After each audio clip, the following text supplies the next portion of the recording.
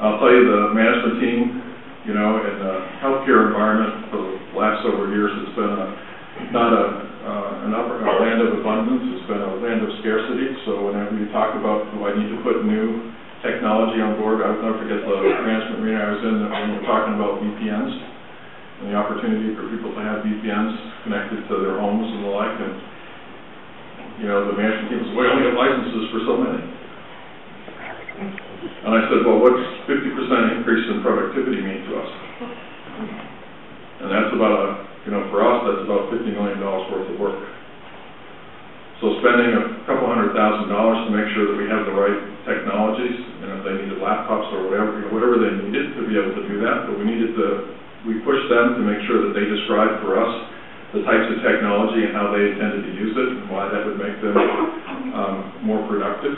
But as we did that, we started making the investments and changing the mental model of the managers from being one of a land of scarcity to it's okay to let people have the tools and capabilities that they need.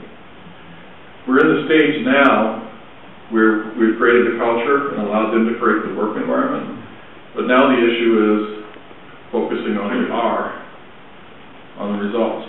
And what we're finding is that people are ready to do that, except that from a management team perspective, we're not as prepared as we need to be able to articulate the results that need to be achieved. We never did it. We never really had to do it before, particularly in a way that is succinct enough for them to be able to understand what their responsibilities are so they can take their accountabilities all the way down to the individual for the results that need to be achieved. And so we're working on that right now, and that's a big challenge at the management team, is to be able to articulate the results in a very meaningful way. Turns out that's also the change in culture that needs to go on with healthcare in general. As we move from an activities-based healthcare economy to an outcomes-based healthcare economy, we need to be able to make sure that generally throughout our organization that we can articulate the results that need to be achieved and be able to have that translate down into all of the different parts of the organization. So for those of you that may have seen our press articles in the Trib and the Pioneer Press at the end of last week about some of the works that we're doing with Medica, that is all about changing us to a results environment. And that needs to translate all the way down through the organization so that we can create the environment for us to be able to live up to our promise to the community relative to how we deliver care. I'm going to skip through some of these, but you can get these slides. We're starting to see anecdotal results as we start trying to begin to measure what the kinds of results we have. And the first part that we've done is just to look to see whether we've got the culture balance between what the managers think and what the rest of the team and employees think. And we're seeing in a lot of cases that they're pretty aligned, that people really do believe that, that we've created a supportive environment, that outcome is what they're really committing to, and they're seeing that both ways from both managers and employees. These are starting to deviate a little bit, so we'll work on some of these. How to think about work differently is part of the measure.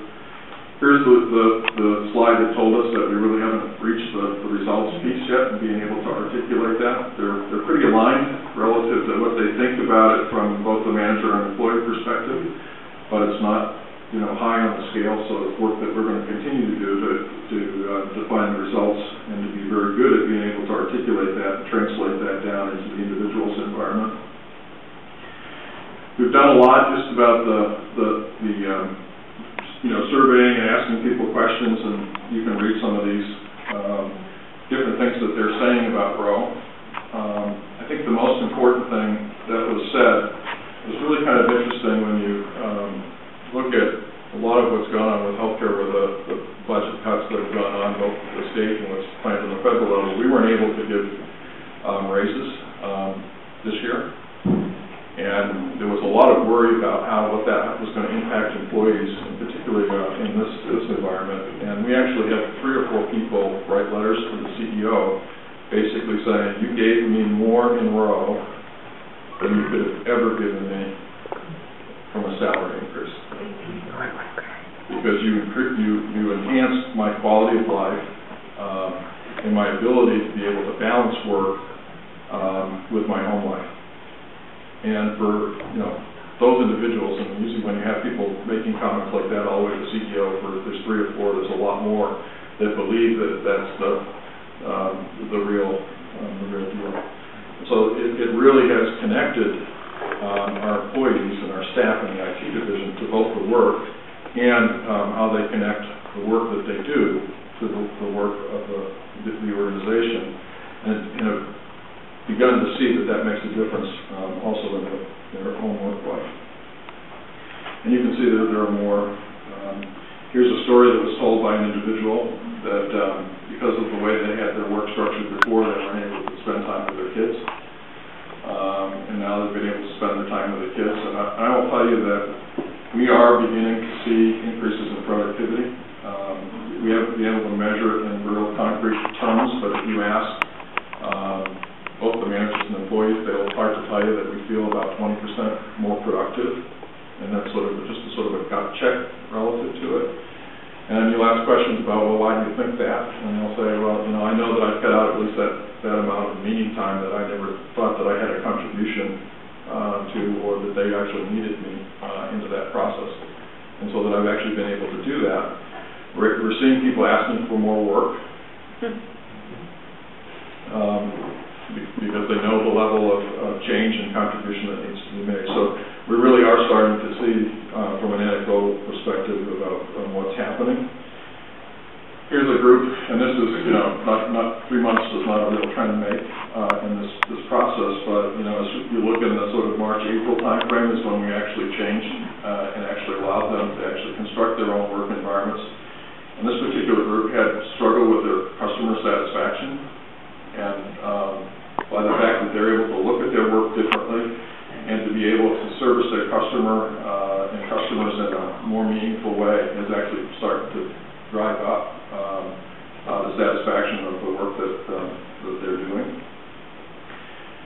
Here's an interesting piece. When we started to look at overtime, and I will tell you that a lot of the sort of traditional ways of looking at the HR issues is really being challenged now. I'm fortunate to have one of my colleagues who heads up HR for us as a system and is really interested in trying this and looking at different ways of being able to do it, and just provide us a lot of flexibility in being able to do it. But things like, what does paid time off mean in a results-only work environment where you can schedule it, and do the work when you need to do it, and as long as you get the results, that's fine. And if you start to look at this, we saw things like overtime. What does overtime mean? It turns out that we actually have people that are non-exempt, so we need to, pay attention to laws and pay overtime when they actually work more than they do, more than the 40 hours. But we've actually seen that cut in half. And the little bar in May was when we had a major system failure. And I'll tell you that 95% of those overtime hours didn't occur on site. While we were going through the recovery effort, there were people all over the Twin Cities area that work for us that were actually doing their work from home, all different hours, and that they could do that and contribute when they needed to, and then get some sleep.